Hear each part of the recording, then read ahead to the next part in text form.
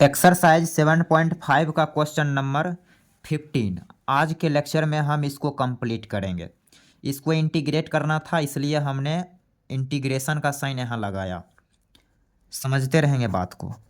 यहाँ पे देख रहे हैं कि नीचे का जो पोलिनोमियल है उसका डिग्री ज़्यादा है, जो कि 4 है, और ऊपर का डिग्री 0 है। मीन्स नीचे का डिग्री ज़्यादा, इसलिए यहाँ पार्शियल फ्रैक्शन वाला मेथड अप्लाई करेंगे। तो बात को समझेंगे। 1 डिवाइडेड बाई एक्स का पावर 4 माइनस 1, इसको इंटीग्रेट करनी है। इसको पहले फैक्टराइज करना पड़ेगा, पार्शियल फ्रैक्शन अप्लाई करना है, तो इसको हमें फैक्टराइज करना पड़ेगा। कैसे करेंगे उसको आप समझिए। लिखेंगे 1 divided by x square minus 1 into x square plus 1। A square minus B square का फार्मूला लगा दिया। क्लियर। अब फर्दर इस पे वही फार्मूला लगेगा, तो लिखेंगे x minus 1 into x plus 1 into x square plus 1। Clear. Clear. अब देख रहे हैं नीचे वाला फैक्टराइज हो गया, तो पार्शियल फ्रैक्शन तब अप्लाई करते हैं जब नीचे वाला फैक्टराइज रहेगा। तो यहाँ फैक्टराइज हो चुका है, अब पार्शियल फ्रैक्शन यहाँ लगेगा। 1 by x minus 1 into x plus 1 into x square plus 1।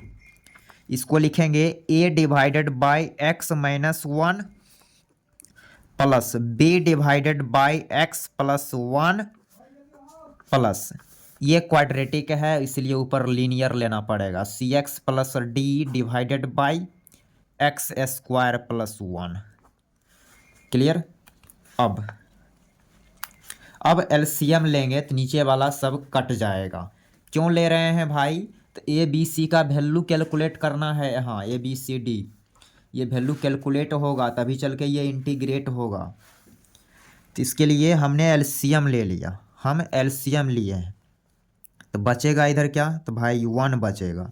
तो लिखेंगे a into x plus 1 into x square plus 1 plus b into x minus 1 into x square plus 1 plus ये term, तो c x plus d into x minus 1 into x plus 1। हम direct इसको लिखेंगे x square minus 1। Clear. यहाँ तक कहीं कोई दिक्कत नहीं। यदि आपको दिक्कत है तो आप कमेंट सेक्शन में हमें मैसेज करें, हम वहाँ पे डाउट क्लियर कर देंगे।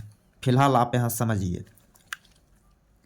अब यहाँ से ए बी सी डी हम कैलकुलेट करेंगे। तो यहाँ पे जब आप रखेंगे x बराबर 1 एट एक्स बराबर 1, तब आपको b बराबर मिलेगा 1/4।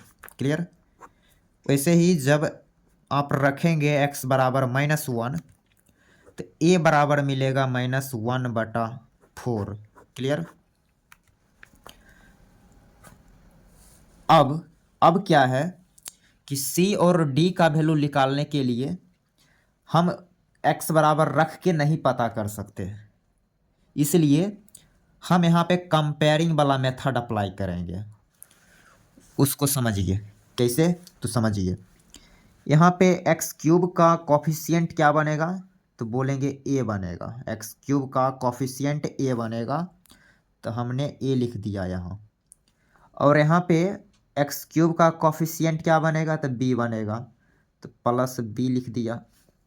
और यहाँ पे एक्स क्यूब का कॉफिशिएंट तो c मिलेगा, तो यहाँ लिख दिया प्लस c बराबर। इस साइड एक्स क्यूब का कॉफिशिएंट क्या है, तो 0 बराबर 0। अब a और b का वैल्यू इसमें रखेंगे तो c मिल जाएगा, तो बिल्कुल मिलेगा।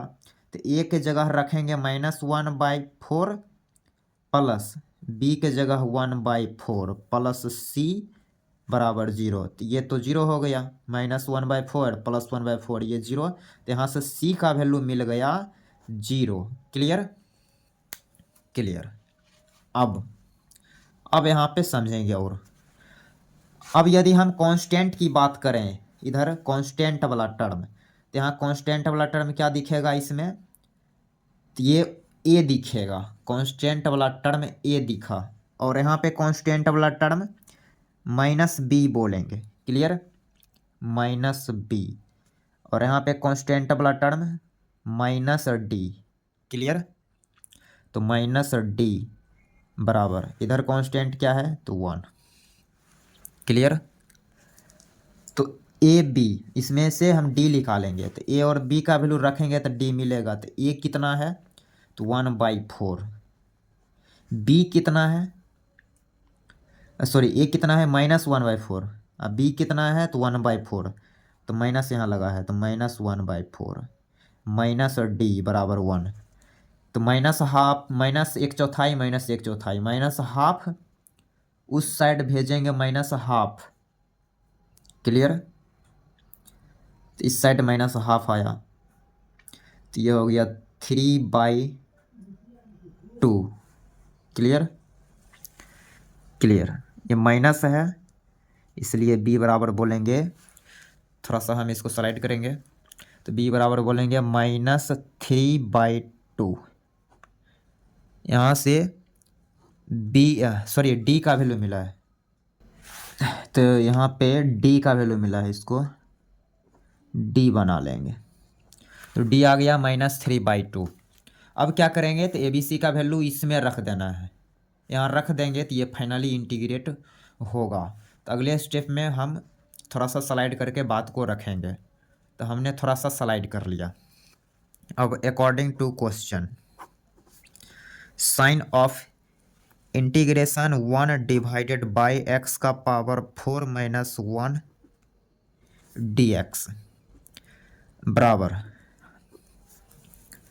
Sign of integration a/x - 1 dx plus sign of integration b/x + 1 dx plus sign of integration cx + d/x² + 1 dx।